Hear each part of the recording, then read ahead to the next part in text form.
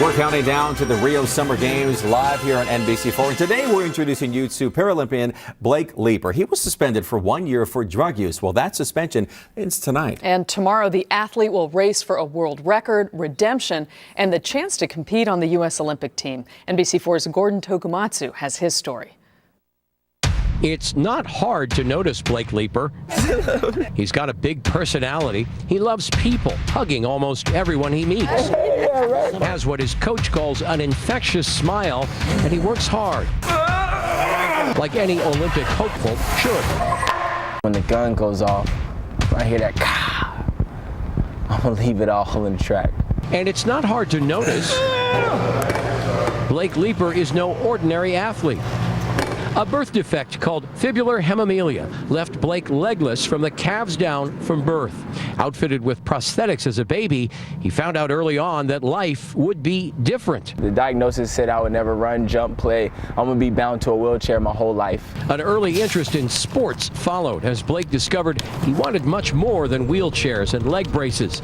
But even there, people saw his disability first. People were, applauding me even when I wasn't doing anything. And it really bugged him. So much so, he says, that he started drinking at age 15. Do these bother you? Nah, not really. He was accomplishing great things on the track, winning silver and bronze for the U.S. at the 2012 Paralympics in London. But still, there was that disability, the first thing everyone noticed. I always had an excuse. Well, I deserve to drink, right? I'm missing my legs, right? No, he says, wrong. June 21st, 2015, the Paralympic National Championships. Leeper tested positive for cocaine, another part of his life as an addict. The U.S. anti-doping agency suspended him for a year. Some sponsors dropped him like a shot put. He says it was his rock bottom. But would it knock the bottom out of his Olympic dreams? He's an example for everyone. His coach, NFL standout and former Olympian Willie Gault, says if you answered yes, you don't know Blake Leeper. He had an addiction, which is an addiction. It's not a problem. Blake turned his mandatory year off into an opportunity. First, he got clean and sober.